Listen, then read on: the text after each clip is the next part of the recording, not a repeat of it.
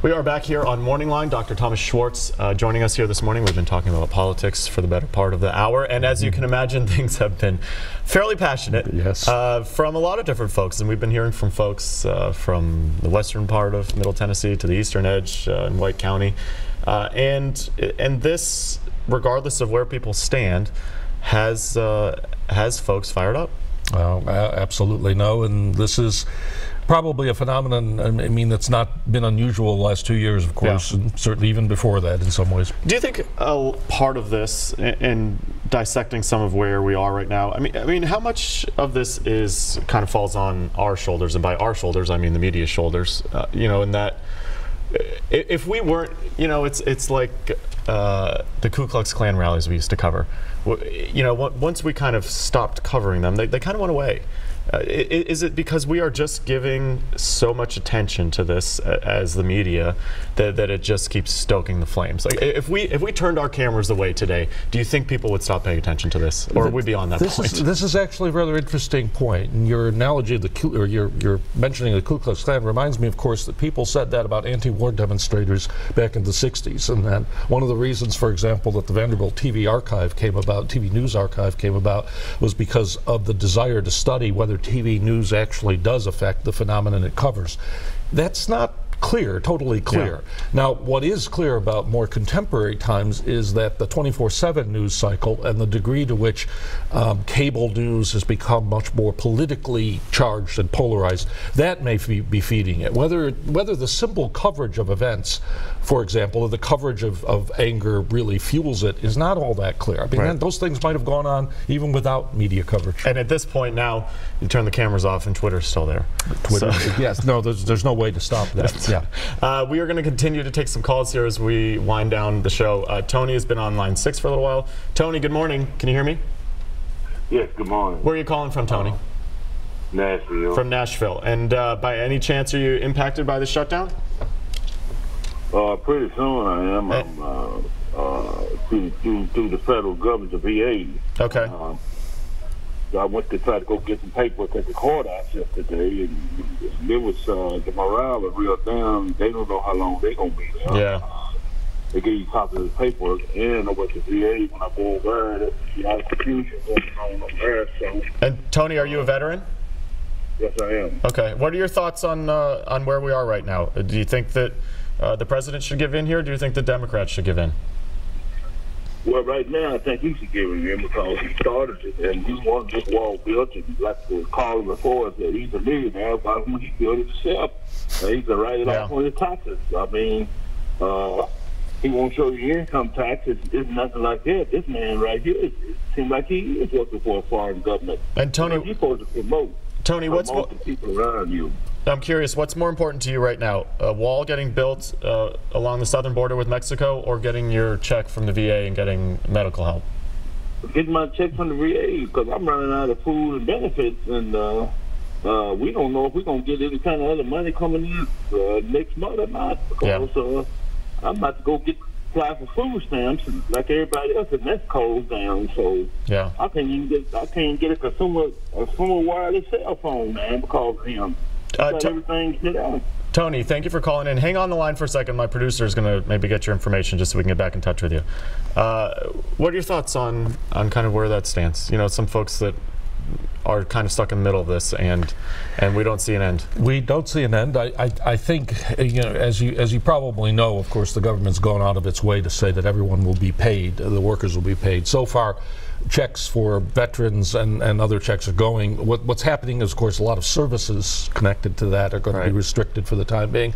Again, if it goes on, if it keeps going on, obviously people are going to be very severely impacted, and that'll be the key. And I've even heard, I think yesterday I heard a story, was reading a story about just kind of the ripple effect of some of this. Federal buildings that aren't open right now, so daycares aren't running. So maybe people that rely on daycares or preschools in federal buildings can't take their kids there, and so they're having to stay home, and maybe aren't federal workers, or don't have any place to bring their kids. So it's just it seems to be, as the days linger on during this, we hear more and more stories about the various ways in which this is having a direct impact on people's lives. And I think sometimes at the beginning of the crisis, people thought it would only be the Washington, D.C. area, without a realization of how broadly spread out the federal workers are. I believe that Gary has been on line 1 for a while. Let me make sure I do this the right way here, Rick. Let's right way here. Oh, that's the wrong one. Gary, can you hear me? Yes, I can. Thanks for hanging on for a while. We appreciate it. Where are you calling from, Gary? Elton, Kentucky. Okay. What are your thoughts on what's been going on the last couple of weeks? Well, I've been a truck driver for 28 years. Yeah. And what this shutdown is going to do is not only going to affect everybody's getting their checks, but it's going to affect everybody in the United States eventually. It's all going to trickle down. Okay, as far as the border wall goes, I'm at the border every week, hauling freight to it and from. Why we need a wall? Because I can go across that border anytime I want to. Right. I can go back and forth. The American people, they don't care. The Mexicans don't care if you go back and forth. You can't go all over Mexico, but you can go over the border. And about the other truck driver, she hauled produce. Yes, she's got a real good point. If this wall gets built and the federal government is shut down, it's going to affect every truck driver out there. And it's also going to affect all the rest of the American people. We do not need the wall because the United States lets other nationalities over here every year.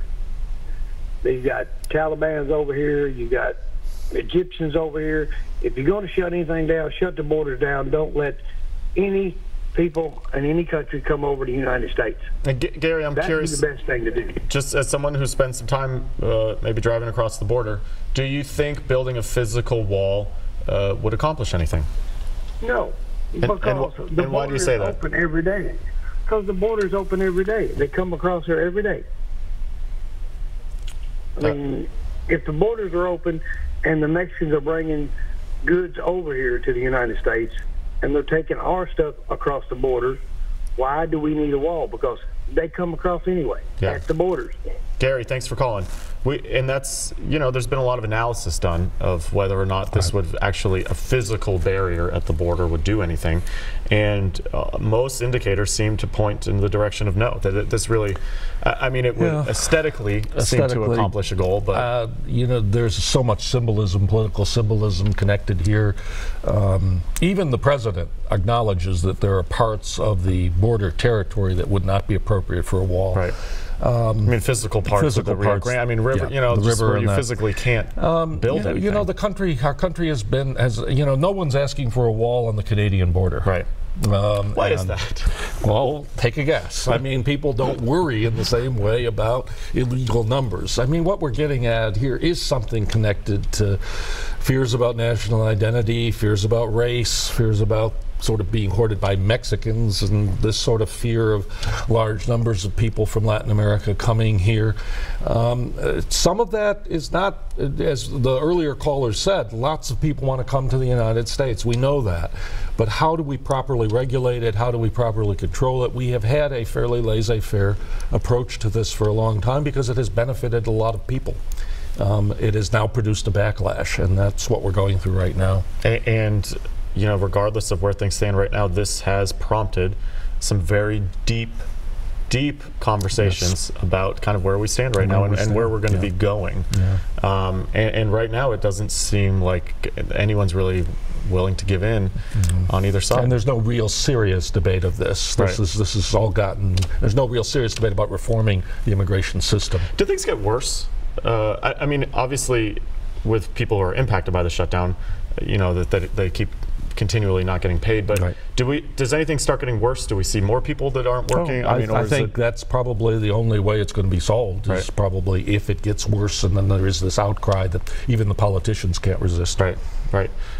We have been taking your calls this morning on all things politics. We want to thank Dr. Thomas Schwartz for joining us here from Vanderbilt, as he so often does on Morning Line. We are going to take a very quick break, and we will be right back.